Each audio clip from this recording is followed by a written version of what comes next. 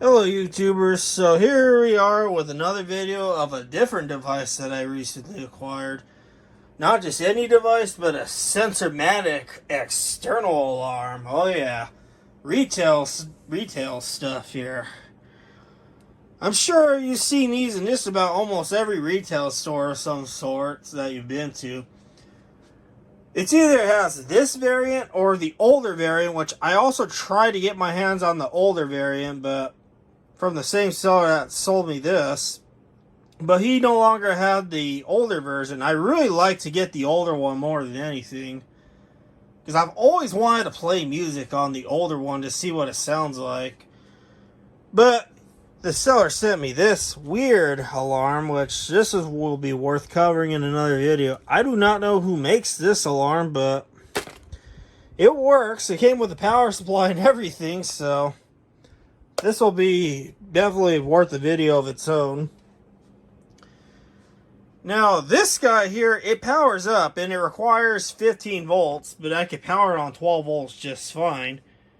I don't have it currently connected because, well, there's really no point, because this thing can't do alarms without a special digital high-low signal. And that is the type of signal that this requires for it to go an alarm.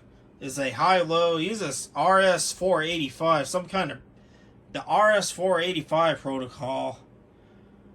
So it's basically like a fancier version of RS232. Those of you that are into computer stuff, it's basically it's a fancier version that allows a longer cable run, from what I've read on the internet. So yeah, there's this. Since I'm not going to have this powered up, I decided to disconnect the speaker driver itself off of the logic board and instead connect it to this guy, which is an external amplifier that CG Speakerverse sent me some number of years back.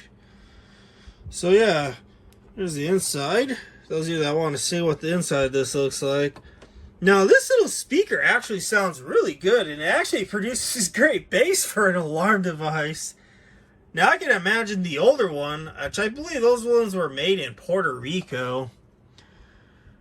I would imagine that those drivers have tons of bass. At least I've heard the female voice played on those many times, and it seems to have a really great bass response. Always wanted to hear one of those connected to something like this, to an external amp. Here's our plug right here. Just have a couple wires jammed into the connector here going straight to the speaker. I have the speaker unscrewed so you can see what it looks like. It's a great little driver. Let me put this down so you can see the driver better. There's a driver, the behind of it. This one is obviously a no-name driver, but it's marked as GF1207-P.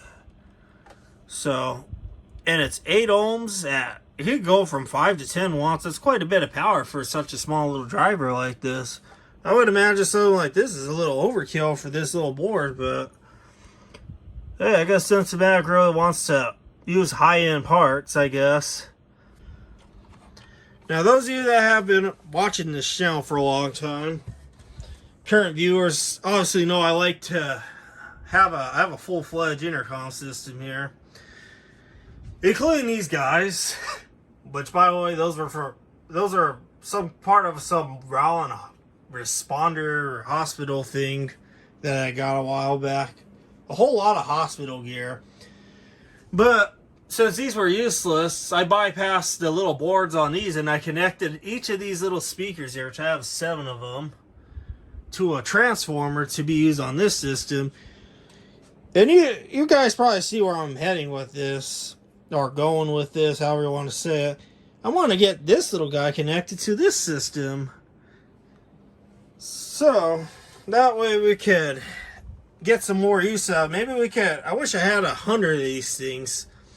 Throw a nice house party with, have the DJ play his music on something like this. I don't know, it'd be kind of odd but cool. Mr. DJ playing his little mixes on this. Okay, I'm sure you're ready to hear what this thing sounds like, so here you go. And I have the bass turned pretty much all the way high on this, just so you can hear what it sounds like. Here we go.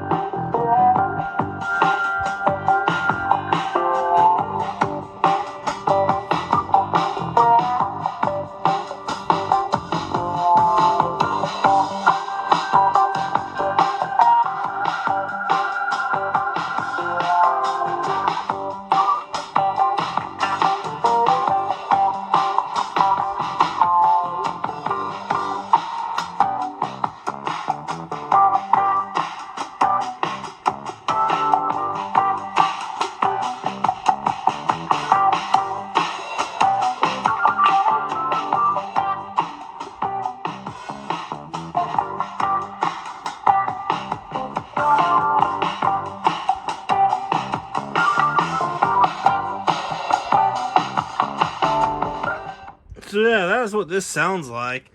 And it's very loud.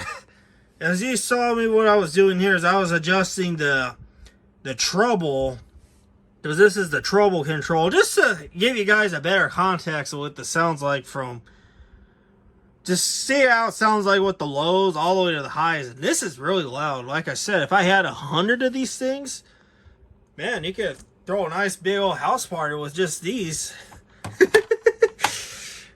Something worth doing one day, I guess, if I somehow got my hands on 100 of these things. If at least get the different variants of this. I don't know.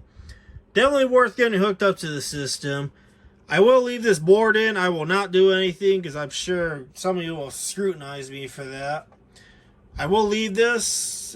I'll revisit this board later on when I come up with something, or something comes up, or I want to try to figure out that RS485 protocol standard that this requires. Whipped out my SQ8 amplifier as always. And I happen to have this actually 5 watt transformer kicker. I might have said 4 watts earlier in the video. And this speaker calls for 5 to 10 watts. So here we go. Let's play another song on the SQ8 amplifier. Here we go.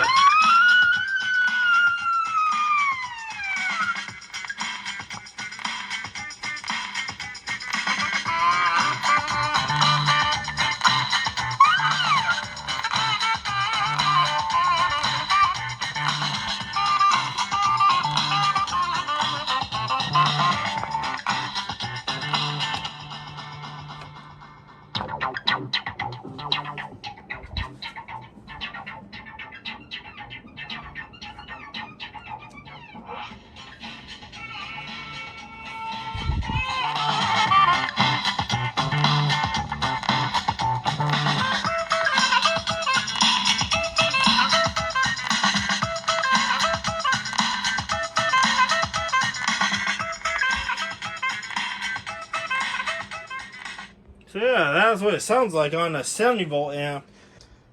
I bet you guys always wanted to hear what music sounds like out of this, and surprisingly, it sounds pretty good on this.